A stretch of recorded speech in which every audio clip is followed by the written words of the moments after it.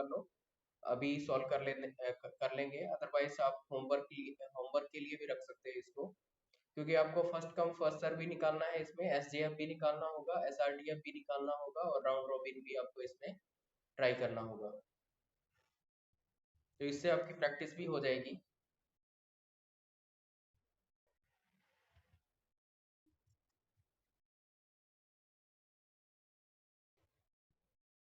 Okay, देखो, first come first serve में क्या होता है, नॉन प्रिमिटिव होता है, ये भी नॉन प्रिमिटिव है, ये एसआरटीएफ जो होता है वो प्रिमिटिव रहेगा, और आरआरबी क्या होता है, प्रिमिटिव रहेगा। ओके, ये वाला होमवर्क है आप लोगों के लिए, आप होमवर्क करना इसको, राइट। और फिर यस, तो इसको होमवर्क करना, और नेक्स्ट सॉल्व करते हैं नेक्स्ट प्रॉब्लम को, लेट्स सी।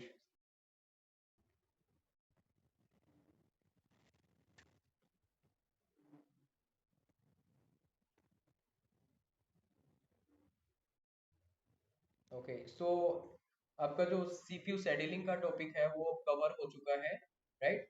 नेक्स्ट जो टॉपिक रहेगा हमारा, that will B threads. Threads next topic रहेगा, तो जानते हैं थ्रेड्स के बारे में, क्या होता है threads.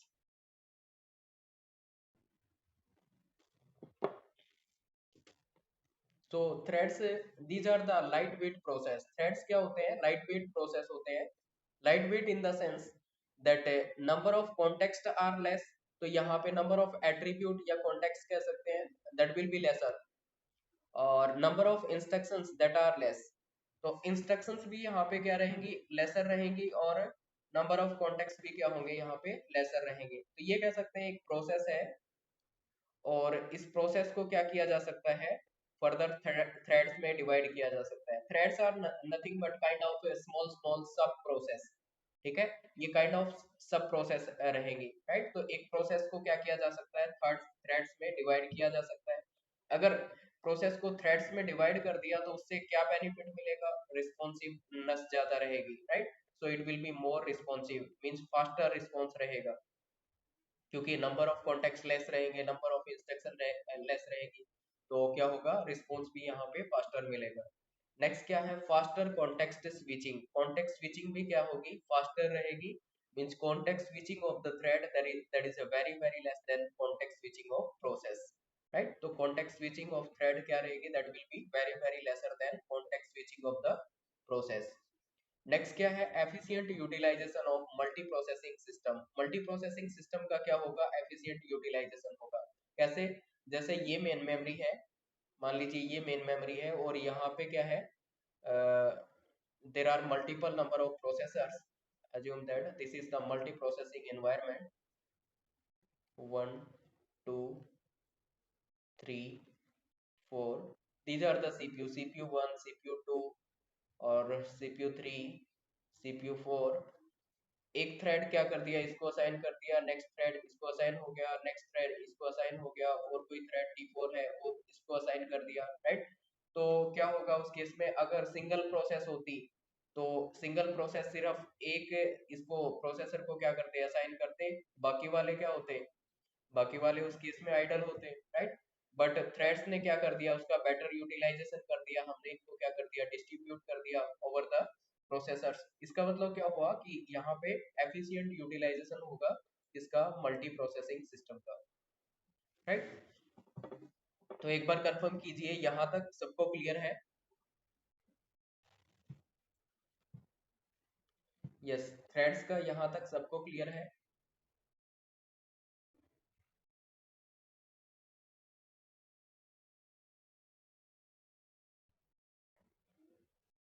Okay, Bhumi Singh yes, Deepti also, Mahesh Chand yes, Sushma also, Priyanka.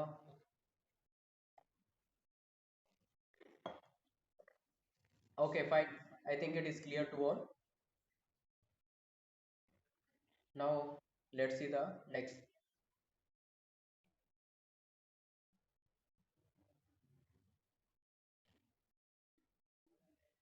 Next is resource sharing. In case of threads, we can do the resource sharing. Like ये क्या है, एक thread है, right? ये multi thread है, means there are multiple number of threads.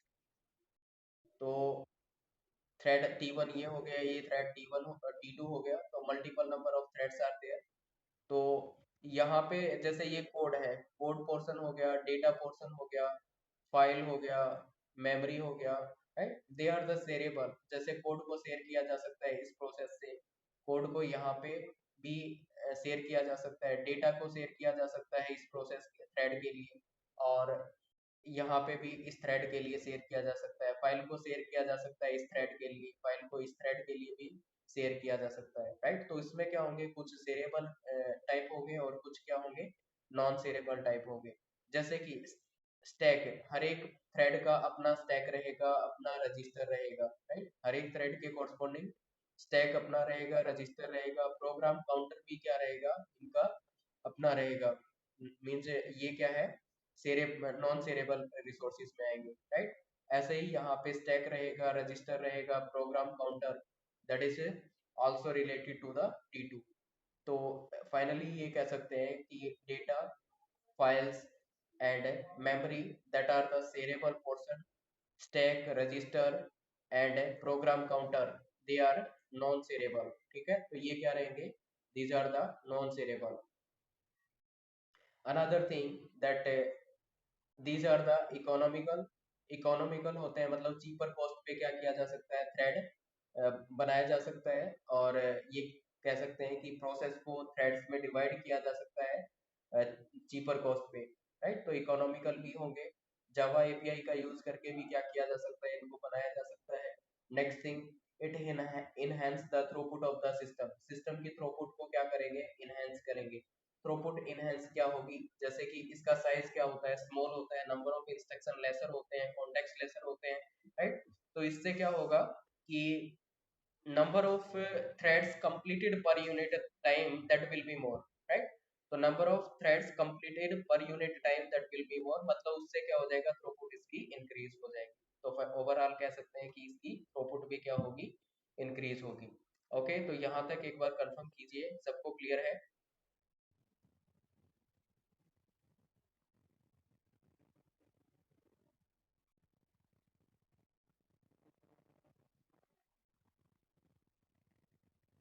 Okay, ठीक है, यहाँ से मेजर चांस होते हैं क्वेश्चन आने का कि इनमें से शेयरेबल कौन सा है, नॉन शेयरेबल कौन सा है, राइट। ये मेजर रहेगा कि शेयरेबल कौन सा रहेगा, नॉन शेयरेबल कौन से वाला रहेगा, और ये इस तरह के क्वेश्चंस पहले आ चुके हैं।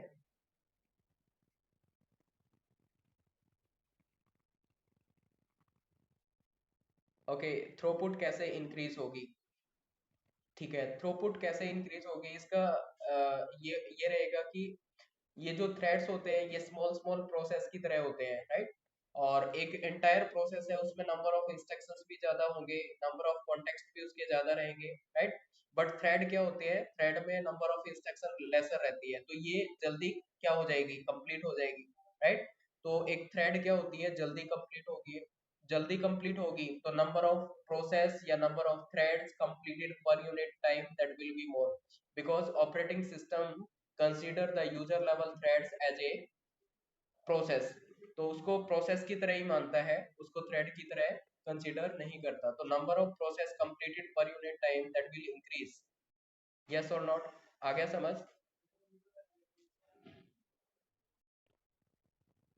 तो उससे क्या हो जाएगा, उसकी थ्रूपुट इंक्रीज हो जाएगी। Okay fine, so next,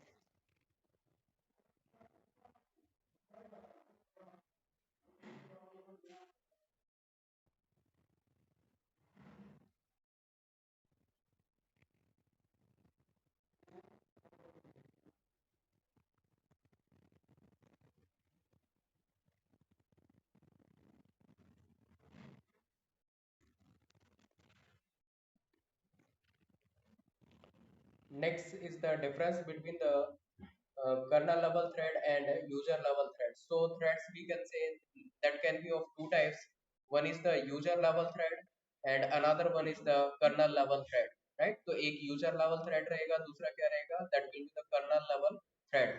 what about the user level thread?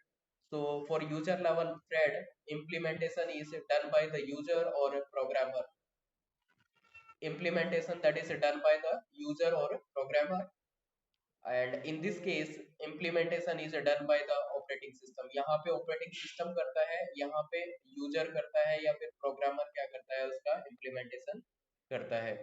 Next क्या होगा, operating system doesn't recognize the user level threads.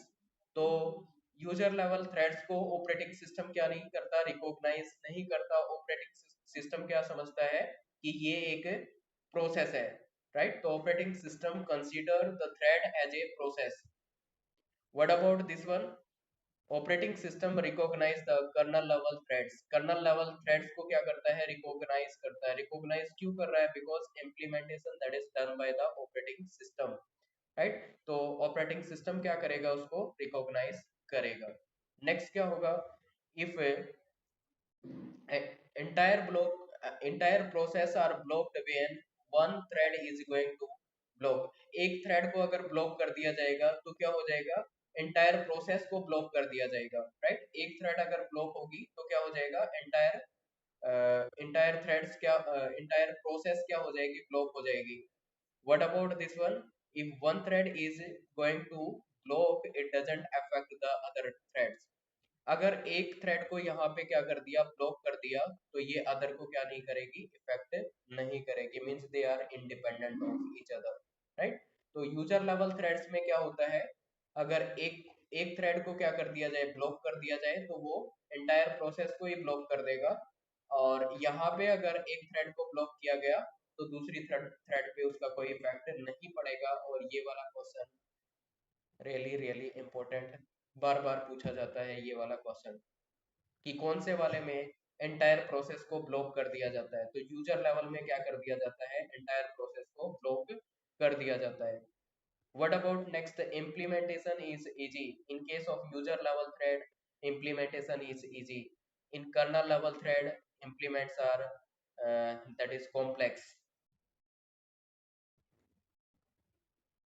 right. We can say implementation is complicated or it is complex. तो user level में क्या होता है, easy होता है implement करना. कर्नल लेवल में क्या रहता है, that is complex. What about next, if we talk about the context, number of context are lesser in case of user level thread, but in case of kernel level threads, number of context are that is more. Yes, number of context are more in case of kernel level threads, right. और ये क्या होते हैं, user level threads that are dependent, ये dependent होते हैं. User level threads are dependent. Dependent क्यों होते हैं, जैसे एक थ्रेड को क्या किया था, ब्लॉक किया था, तो एंटायर प्रोसेस को ब्लॉक कर दिया, मतलब डिपेंडेंसी है यहाँ पे. बट यहाँ पे क्या है, एक को ब्लॉक करेंगे तो दूसरी पे कोई इफेक्ट नहीं पड़ेगा. Means these are independent to each other. What about next? No hardware support required, but here it may be that special hardware support required, right? तो यहाँ पे हार्डवेयर सपोर्ट की रिक्वायरमेंट आती है, यहाँ पे हार्डवेयर सपोर्ट की रिक्वायरमेंट नहीं आती है, राइट. और यहाँ पे थ्रेड्स क्या यूज करता है, threads uses the gang scheduling, right. तो ये वाला क्वेश्चन एक बार पूछा गया था कि थ्रेड्स में कौन सी वाली शेड्यूलिंग होती है, तो शेड्यूलिंग कौन सी होती है, that is the gang scheduling, right. So this is the difference between the user level thread and kernel level threads. और ये भी एग्जाम में पूछ लिया जाता है. ये तो मैंने कई बार देखा है कि पूछ ही लिया जाता है ये वाला.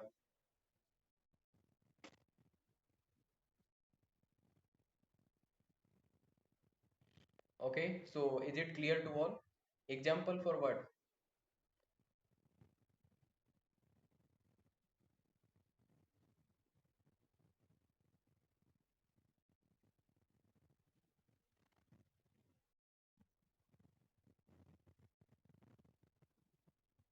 Clear. Okay, ठीक है.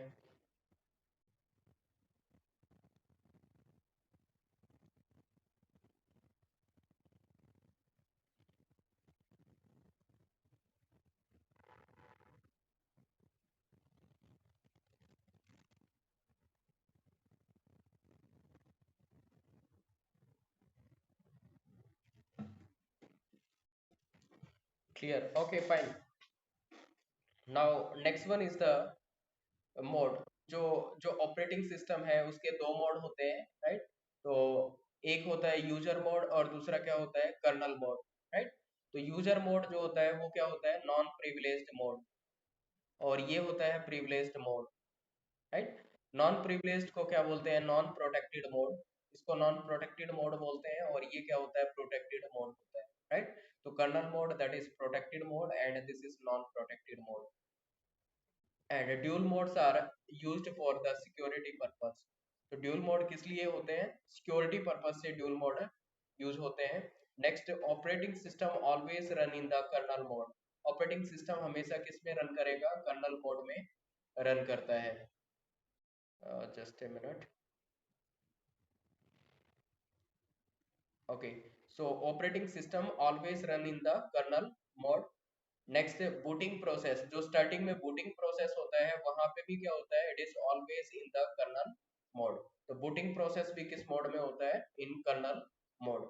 बेसिक बेसिक में ये बातें पूछी जा सकती है कि यूजर यूजर लेवल मोड जो होता है उसमें यूजर के लिए, यूजर लेवल के लिए क्या वैल्यू डिफाइन की गई है, तो 1 से उसको रिप्रेजेंट करते हैं। कर्नल लेवल के मोड के लिए 0 होता है, राइट। नॉन प्रिविलेज्ड इसमें कौन सा होता है, यूजर वाला क्या होता है, नॉन प्रिविलेज्ड होता है। और प्रिविलेज्ड कौन सा होता है, कर्नल मोड जो होता है वो प्रिविलेज्ड मोड होता है। उसके बाद प्रोटेक्टेड मोड कौन से वाला होता है, नॉन प्रोटेक्टेड कौन से वाला होता है, राइट। तो नॉन प्रोटेक्टेड होता है ये वाला मोड, यूजर वाला, और प्रोटेक्टेड मोड होता है ये वाला। Yes, I am going to tell you about this one also कि प्रिविलेज्ड का मतलब क्या हुआ। प्रिविलेज्ड का मतलब क्या है, it is related to the protection, right. Protected mode रहेगा, और नॉन प्रिविलेज्ड का मतलब हुआ कि नॉन प्रोटेक्टेड मोड रहेगा, वहां पे प्रोटेक्शन का इश्यू नहीं रहेगा, राइट। थोड़ा सा और एक्सप्लेन किया जाएगा आगे, आगे आने वाली स्लाइड्स में इसके बारे में डिस्कस करेंगे।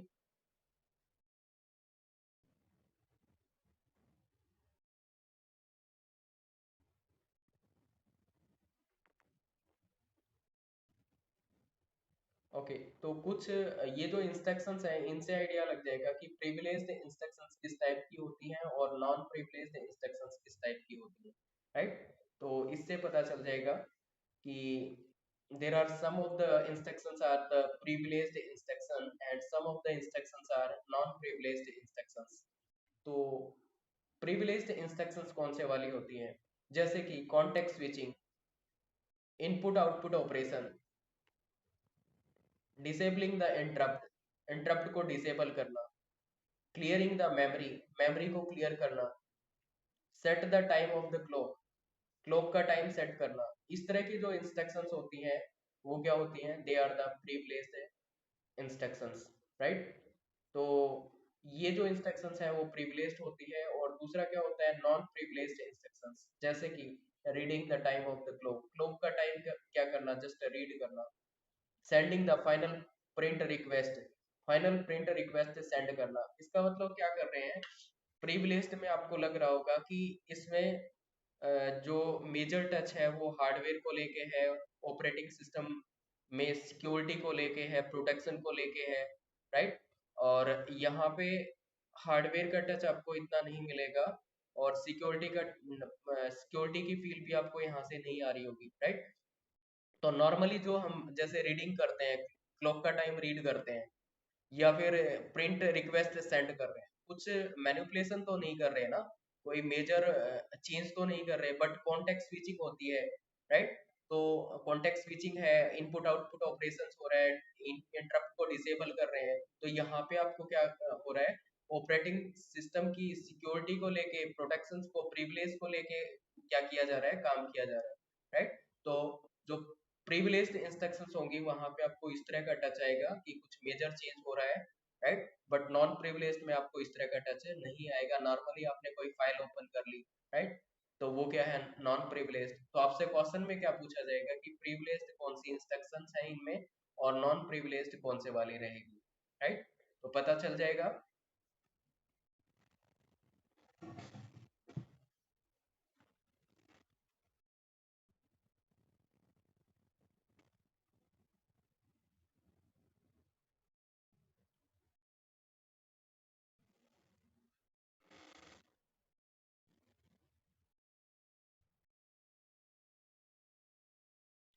ओके, सो कंफर्म कीजिए फटाफट, फिर नेक्स्ट मूव करते हैं।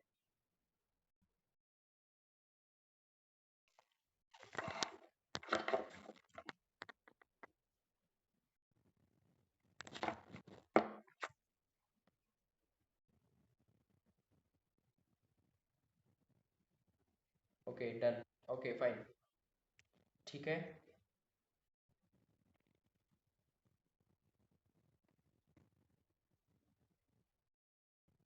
So topic of the thread that is over. Now we'll move towards the deadlock.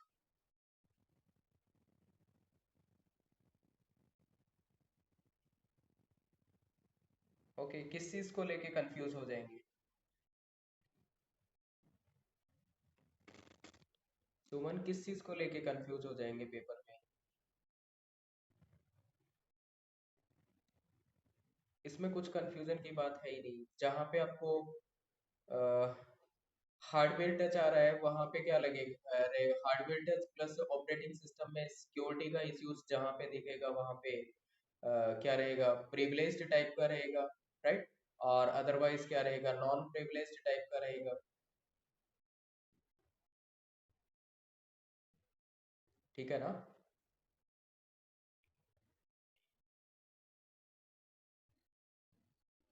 Ratification नहीं करनी है किसी चीज की भी, ठीक है ना? रटाफिकेशन नहीं करनी है उस चीज में अपने को कोई भी अपने। Hello everyone, let's continue with deadlock.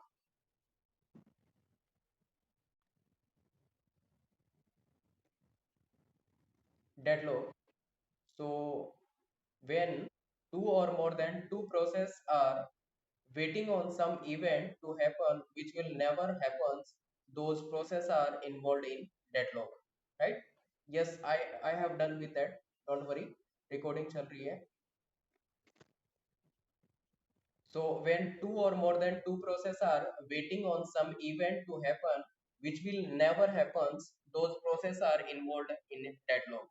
मतलब क्या हुआ कि दो या दो से ज्यादा प्रोसेस हैं और वो क्या कर रही है? वेट कर रही है। क्या वेट कर रही है? कि कुछ होगा, बट कुछ होने वाला नहीं है, राइट? तो वो क्या होगा उस केस में? वेट करती रह जाएगी, राइट? तो वहां पे क्या हो जाएगा? डेडलॉक अकर हो जाएगा। मतलब मान लीजिए पांच प्रोसेस है और पांच में से कोई भी प्रोसेस क्या नहीं कर पा रही? काम नहीं कर पा रही। मीन्स वहां पे क्या आ चुकी है? डेडलॉक सिचुएशन आ चुकी है।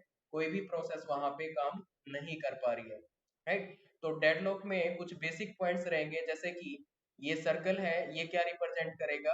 किसी प्रोसेस को रिप्रेजेंट करेगा। लेट मी से प्रोसेस P1 एंड P2, तो सर्कल से प्रोसेस को रिप्रेजेंट करेंगे। ऐसे ही रेक्टेंगल से क्या करेंगे? किसी रिसोर्स को रिप्रेजेंट करेंगे। रेक्टेंगल से रिसोर्स को रिप्रेजेंट करेंगे। और अब ये जो रेक्टेंगल दे रखा है इसमें मान लीजिए एक डॉट, सिंगल डॉट आ रखी है। इस सिंगल डॉट का मतलब क्या हुआ? कि resource R1 is of single instance type, right? R1 क्या है? सिंगल इंस्टेंस टाइप है। अगर यहाँ पे डबल डॉट यूज कर रखे हैं तो डबल डॉट का मतलब हुआ कि R2 is the resource with double instances. Double instances का मतलब क्या हुआ? कि R2 टाइप के क्या है मेरे पास? दो रिसोर्सेज है। मान लीजिए कि R2 क्या है? कोई फाइल है, राइट? तो फाइल का मतलब क्या हुआ? कि ऐसी ऐसी मेरे पास क्या है? फाइल कितनी है? इसकी दो कॉपीज है। मान लीजिए मेरे पास प्रिंटर है, तो प्रिंटर एक रिसोर्स है। तो ऐसे ऐसे मेरे पास कितने प्रिंटर है? टू प्रिंटर्स होंगे, राइट? ऐसे ही मान लीजिए थ्री डॉट्स हैं, तो इसका मतलब क्या हुआ? There are three instances of R2 type. R2 type के थ्री इंस्टांसेस होंगे, थ्री कॉपीज होंगी, right? So these are the basic points. तो ये बेसिक पॉइंट रहेंगे। नेक्स्ट क्या होगा? Next is the resource request and release life cycle. So resource को request कैसे करना है, उसको रिलीज कैसे करना है, उस लाइफ साइकिल के बारे में जानते हैं। पहले क्या होगा? किसी रिसोर्स के लिए रिक्वेस्ट की जाएगी, फिर क्या होगा? ऑपरेटिंग सिस्टम उसको वैलिडेट करेगा, राइट? ऑपरेटिंग सिस्टम उसको वैलिडेट करेगा कि request made by the user is valid और नॉट, राइट? तो वो रिक्वेस्ट वैलिड है या नहीं, उसको वैलिडेट किया जाएगा। If it is a valid, check for the availability of resource. तो जो रिक्वेस्ट की गई है अगर वो वैलिड है तो फिर क्या किया जाएगा? चेक किया जाएगा अवेलेबिलिटी के लिए कि वो रिसोर्स अवेलेबल है या नहीं है। If resource is freely available, then क्या करना है, अलोकेट, अदरवाइज क्या करना पड़ेगा, वेट करना पड़ेगा। अगर फ्री है तो अलोकेट कर देंगे, अदरवाइज क्या करना पड़ेगा, वेट करना पड़ेगा। Once all the resources are allocated, go for the execution. मतलब अगर प्रोसेस को क्या मिल गए, जितने भी रिसोर्सेज चाहिए थे वो सारे के सारे मिल गए, मतलब it will go for the execution, ये एग्जीक्यूशन के लिए जाएगी, right. Once execution is finish, execution एक बार फिनिश हो गया तो क्या होगा, रिलीज ऑल द रिसोर्सेज, जितने भी रिसोर्सेज है उनको क्या करना पड़ेगा, रिलीज करना पड़ेगा। Clear. So this is what, this is the resource request and release life cycle. तो ये रिसोर्स रिक्वेस्ट और रिलीज लाइफ साइकिल रहेगी। ओके, तो यहाँ तक एक बार कंफर्म कीजिए सबको क्लियर है, डेडलॉक क्या होता है, उसमें बेसिक्स पॉइंट क्या होते हैं, और resource request and release life cycle क्या होती है। यस, कंफर्म करना एक बार।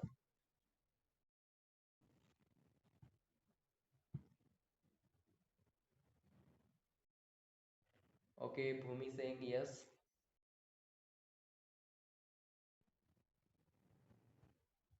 Mahesh also yes. Okay, I think सबको क्लियर है। So these points are clear to all, okay fine. Now let's see the next concept.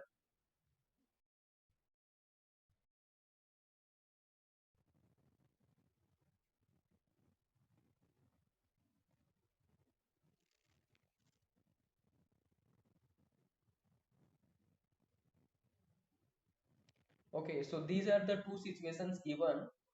Let me say this is the situation one and this is the situation two. So इन दोनों situation में deadlock आ रहा है या नहीं आ रहा है, ये आपको बताना है। Is there any kind of deadlock?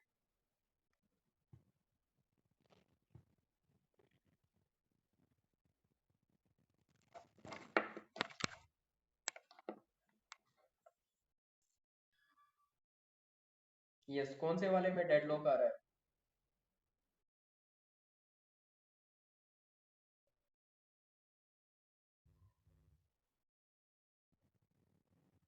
Okay, Deepti saying one, Bhumi also one.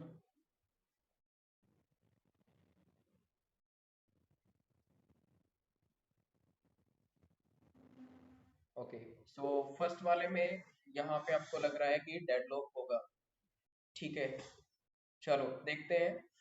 ये प्रोसेस P1 है और P1 क्या कर रहा है, इसको रिक्वेस्ट कर रहा है, ये यहाँ पे रिक्वेस्ट कर रहा है और यहाँ पे ये इसको एलोकेट हो रखा है। इसका मतलब इसको एक रिसोर्स और चाहिए। टोटल P2 को कितने रिसोर्स चाहिए, 2 रिसोर्सेज चाहिए एग्जीक्यूशन में जाने के लिए, यहाँ पे इसको P1 को। और यहाँ पे P2 को कितने रिसोर्स चाहिए, P2 को एग्जीक्यूशन में जाने के लिए कितने रिसोर्स चाहिए, एक तो इसने क्या कर, ये रिक्वेस्ट कर रहा है और एक इसने होल्ड कर रखा है, मतलब इसको एलोकेट हो रखा है। तो इसका मतलब इसको कितने चाहिए, 2 रिसोर्सेज चाहिए, यहाँ पे इसको 2 रिसोर्सेज चाहिए। तो फाइनली क्या कह सकते हैं, फाइनली ये कह सकते हैं कि ये इसको एलोकेट हो रखा है, इसके लिए रिक्वेस्ट कर रहा है, तो इसको दूसरे वाला रिसोर्स नहीं मिलेगा। ऐसे ही ये इसको रिक्वेस्ट कर रहा है, ये इसको एलोकेट हो रखा है, तो इसको दूसरे वाला नहीं मिलेगा। जब तक दूसरा नहीं मिलेगा, ना तो P1 काम कर पाएगा ना P2 काम कर पाएगा। और जब एक भी प्रोसेस काम नहीं कर पाती है तो क्या होता है, दैट इज द डेडलॉक। तो उस सिचुएशन में डेडलॉक आ जाता है। तो यहाँ पे क्या आ रखा है, डेडलॉक आ रखा है। So in this situation there is a deadlock. What about the next thing, इस वाले में डेडलॉक आएगा या नहीं? तो देख लेते हैं कि ये P1 है, P1 इसको रिक्वेस्ट कर रहा है और यहाँ पे इसको एलोकेट हो रखा है, मतलब ओवरऑल इसको 2 रिसोर्सेज चाहिए। P2 को भी कितने चाहिए, एक रिक्वेस्ट कर रहा है, एक एलोकेट कर रहा है, मतलब 2 रिसोर्स चाहिए। P3 को कितने चाहिए, P3 को एक रिसोर्स चाहिए था, वो इसको एलोकेट हो रखा है, इसको भी एक रिसोर्स चाहिए, वो इसको एलोकेट हो रखा है। तो इसमें क्या होगा, इसमें एक चीज पता है कि P3 डेफिनेटली क्या करेगा, अपना एग्जीक्यूशन कंप्लीट करेगा। क्यों? क्योंकि P3 को एक रिसोर्स की रिक्वायरमेंट थी और एक रिसोर्स इसमें क्या हो चुका है, इसको मिल चुका है। तो ये क्या करेगा, एग्जीक्यूशन कंप्लीट करेगा and release the resources, resources को क्या कर देगा, रिलीज कर देगा। तो इस R1 टाइप के दो इंस्टांसेस है, एक इंस्टांस इसको मिला हुआ है, एक इंस्टांस इसको मिला हुआ था, ये इसने क्या कर दिया, रिलीज कर दिया। तो ये वाला इंस्टांस किसको मिल जाएगा, P2 को मिल जाएगा। राइट। तो P2 भी क्या करेगा, अपना टास्क परफॉर्म कर पाएगा। उससे पहले ये भी देख सकते हैं कि P4 को कितने चाहिए, एक रिसोर्स चाहिए। एक रिसोर्स चाहिए तो P4 को ऑलरेडी मिल चुका है, राइट। और ये जा सकता है एग्जीक्यूशन में। एग्जीक्यूशन में जाने के बाद क्या करेगा, ये अपना फिनिश कर देगा, रिलीज कर देगा रिसोर्सेज को रिलीज करेगा। तो इसका एक रिसोर्स यहाँ पे रिलीज हो जाएगा, और ये वाला क्या हो रखा है, इसको एलोकेट हो रखा है, तो पीटी को P1 को भी मिल जाएगा, राइट। तो ओवरऑल ये कह सकते हैं कि P2 को भी दो रिसोर्सेज चाहिए, वो मिल जाएंगे, P1 को भी दो रिसोर्सेज चाहिए, वो मिल जाएंगे। And finally we can say there is no deadlock in this situation. इस सिचुएशन में डेडलॉक नहीं रहेगा।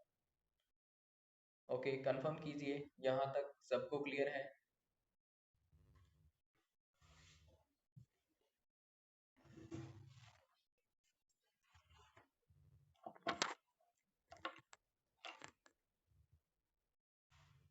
ओके, कुछ बोल रहे थे कोई? आई थिंक किसी ने अनम्यूट किया था।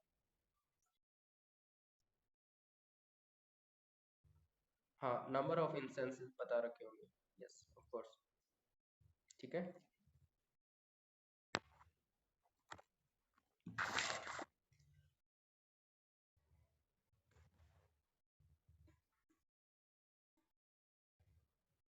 Okay, so try to solve this question. There are n number of process and there are 6 tape drives, and each process require 2 tape drives. Then find the maximum value for n. What will be the maximum value for n? So that there is a deadlock free execution. Deadlock free execution होगा, उसके लिए आपको क्या करना है, ये बताना है कि there are n number of process and there are 6 tape drive. Each process require 2 tape. Then find the maximum value for n की maximum value find out करनी है, मतलब नंबर ऑफ प्रोसेस मैक्सिमम कितने सेटिस्फाई कर सकते हैं, ये बताना है, ताकि डेडलॉक भी ना आए। डेडलॉक फ्री एग्जीक्यूशन होगा, मतलब डेडलॉक वहां पे नहीं आना चाहिए।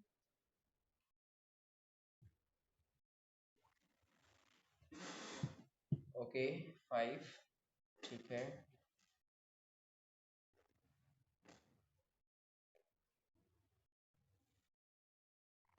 Yes, what about others?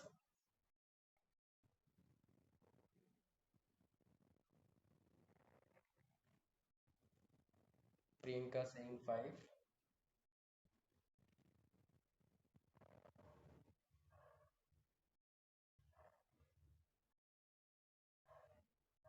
Bhumi also 5। Okay, let's see.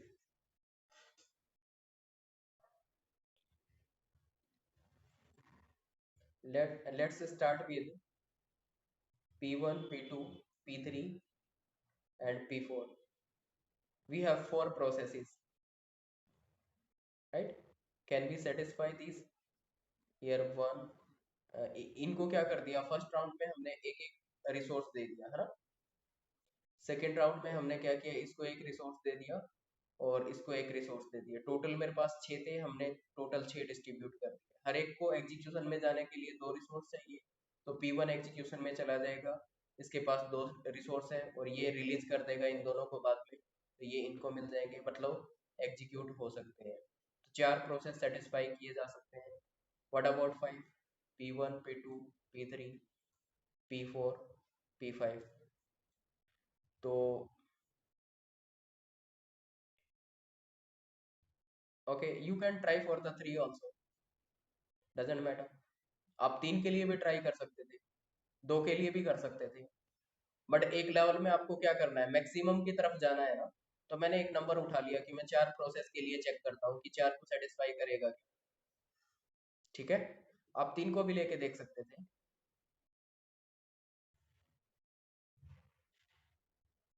और 3 में तो साफ साफ दिख रहा है, ये P1 है, ये P2 है, ये P3 है। आपको पता है इसको 2 चाहिए, 2 दे दो, इसको 2 चाहिए, 2 दे दो, इसको 2 चाहिए, 2 दे दो, एग्जीक्यूट हो जाएगा, ये भी हो जाएगा, ये भी हो जाएगा। 3 में तो साफ साफ दिख रहा है एग्जीक्यूट हो जाएगा। What about the 4? 4 में भी एग्जीक्यूट कर पाएंगे। What about the 5? 5 में एग्जीक्यूट कर सकते हैं क्या? 1 2 3 4 5, और ये इसको दे दिया, और ये बाकी सबको क्या करा देगा, एग्जीक्यूट करा देगा। ये बाकी सबको एग्जीक्यूट करा देगा, ये अपना एग्जीक्यूशन करेगा, रिलीज कर देगा, ये रिलीज करेगा, इसको मिल जाएगा, ये रिलीज हो गया, इसको मिल गया, ये अब एग्जीक्यूशन कंप्लीट करेगा, ये रिलीज करेगा, इसको मिल जाएगा, और ये रिलीज करेगा, इस वाले को मिल जाएगा। ऐसे करके क्या हो जाएगा, सभी क्या कर लेंगे, अपना एग्जीक्यूशन फिनिश कर लेंगे, कंप्लीट कर पाएंगे। बट ओके, तो 5 के केस में भी कंफर्म है, ये डेडलॉक फ्री रहेगा, अपना एग्जीक्यूशन फिनिश कर पाएंगे। What about that if number of process are 6, P1, P2, P3, P4, P5 and P6। ठीक है, नंबर ऑफ प्रोसेस यहाँ पे क्या है, 6 है। इस केस में बताइए क्या 6 को सेटिस्फाई कर सकते हैं, लेट्स सी। यहाँ पे इसको 1 दे दिया, इसको 1, 2, 3, 4, 5 हो गया, और इसको हमने दे दिया 1, 6 हो गया। अब ये क्या करेगा, ये दोनों को रिलीज करेगा, एग्जीक्यूशन कंप्लीट करेगा, रिलीज करेगा, एक इसको मिल जाएगा, एक इसको मिल जाएगा, ये अपना कंप्लीट करेगा, एक इसको मिल जाएगा, एक इसको मिल जाएगा, ये अपना कंप्लीट करेगा, एक इसको मिल जाएगा, एक इसको मिल जाएगा, हो गया 6 भी हो पा रहा है। अब क्या करें, ऐसे तो ये 7 भी कर देगा।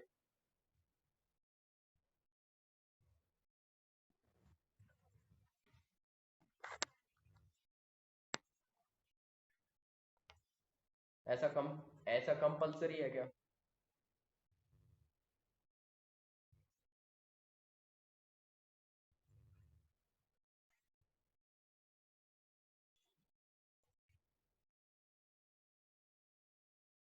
ओके ठीक है, चलिए देखते हैं। देखो इस केस में क्या कर लिया इसने, सेटिस्फाई कर दिया, 6 को भी सेटिस्फाई कर दिया, but what will happen if this is the case, P1, P2, P3, P4, P5 and P6। ये कुछ ऐसा मान सकते हैं कि मेरे पास 6 मार्कर्स हैं या पेन है, राइट, टोटल 6 पेन है, और उसमें से कोई पर्सन तभी लिख पाएगा जब उसके पास 2 पेन चले जाएंगे, 2 पेन होंगे, राइट। तो ये 6 पर्सन बैठे हैं, तो इनके पास मतलब ऐसी कोई बाउंडेशन नहीं है कि एक एक उठाएंगे, हो सकता है कोई पर्सन 2 पेन भी उठा ले, राइट।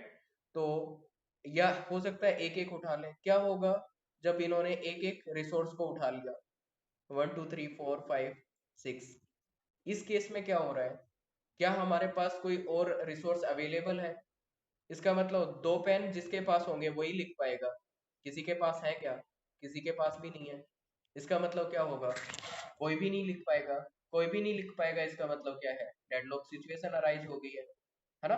तो इसका मतलब अगर हमने सिंगल सिंगल डिस्ट्रीब्यूट कर लिया यहाँ पे, या इन्होंने सिंगल सिंगल क्या कर लिया, रिसोर्स को उठा लिया, तो उस केस में क्या होगा, यहाँ पे डेडलॉक होगा। इसका मतलब हमें क्या है, चेक करना पड़ेगा, इस वाले में डेडलॉक नहीं है बट इस सिचुएशन में तो है, तो हमें क्या करना पड़ेगा, we need to check the each and every situation, हर एक सिचुएशन को क्या करना है, चेक करना है। तो बेटर होगा कि आप डिस्ट्रीब्यूशन कैसे करें, पहले सबको एक एक प्रोवाइड करें, फर्स्ट राउंड में सबको एक एक, उसके बाद रिसोर्स बच गए तो सेकंड राउंड में उसको कंप्लीट कीजिए। तो इसका आंसर क्या रहेगा, maximum number of process n equal to 5।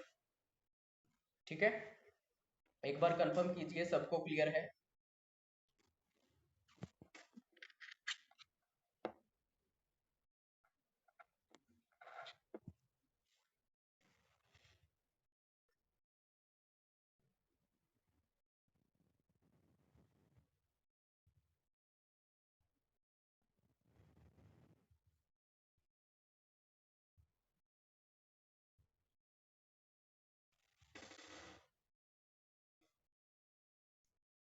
Okay, so answer that will be the 5, क्योंकि हमें ये देखना है ना कि किसी भी सिचुएशन में डेडलॉक नहीं आना चाहिए।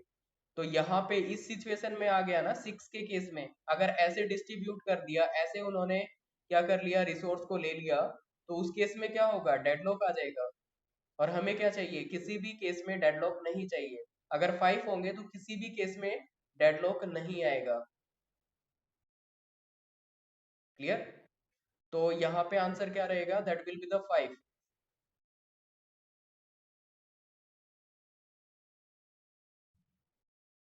Yes, is it clear? Okay, okay fine.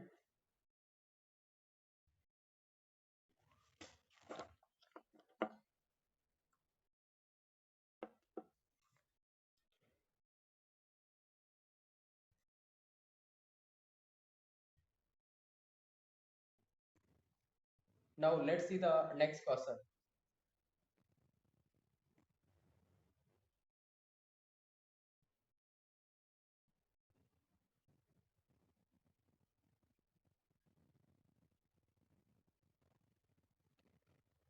Okay, so try for this question that there are three process. There are three process. Just a minute. Yes, three process and each process required two resources. हर एक process को दो resource चाहिए. Then find the minimum number of resources required for deadlock free execution. कुछ ऐसा बोला गया है कि P1, P2, P3 these are the three process और हर एक को क्या चाहिए? दो दो रिसोर्स चाहिए. तो मिनिमम हमारे पास कितने रिसोर्स होने चाहिए कि डेडलॉक फ्री एग्जीक्यूशन हो जाए?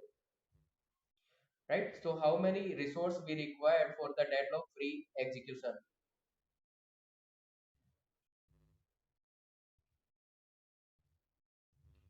Okay, fine. So that four resources we require. So let's see how it is for. तो इनिशियली क्या होगा? हमारे पास तीन प्रोसेस हैं, P1, P2, P3. या I think all are correct. Very good. So here it is P1, P2, P3. तो first round में क्या कर लिया, इनको एक एक रिसोर्स मिल गया है ना? एक एक रिसोर्स मिल गया. अब क्या चाहिए मेरे पास? एक एक्स्ट्रा रिसोर्स होना चाहिए जो इनमें से किसी एक को एग्जीक्यूट करा पाए. तो मान लीजिए इसको एग्जीक्यूट करा दिया, तो जब ये एग्जीक्यूट हो जाएगा तो दूसरों को रिलीज करके दे देगा एंड दूसरे भी क्या कर पाएंगे? अपना एग्जीक्यूशन फिनिश कर पाएंगे. राइट, तो इसका मतलब क्या हुआ कि यहाँ पे अगर मेरे पास मिनिमम फोर रिसोर्सेज होंगे तो ये एग्जीक्यूशन डेडलॉक फ्री रहेगा. Yes, is it clear to all?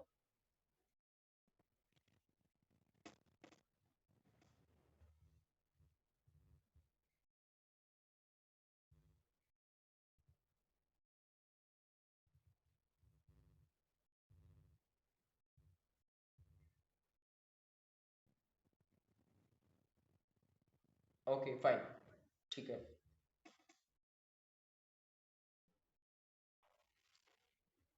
So hello everyone, I think ये वाला क्वेश्चन आपको एज ए होमवर्क लेना चाहिए. अभी आप ट्राई करना, सोल्व करके देखना और फिर नेक्स्ट क्लास में हम इसको सिंप्लीफाई कर लेंगे. अगर फास्टली आप अभी कर सकते हैं तो कर लो, अभी सॉल्व कर लेंगे. अदरवाइज आप होमवर्क के लिए भी रख सकते हैं इसको, क्योंकि आपको फर्स्ट कम फर्स्ट सर्व भी निकालना है, इसमें एसडीएफ भी निकालना होगा, एसआरडीएफ भी निकालना होगा और राउंड रॉबिन भी आपको इसमें ट्राई करना होगा. तो इससे आपकी प्रैक्टिस भी हो जाएगी.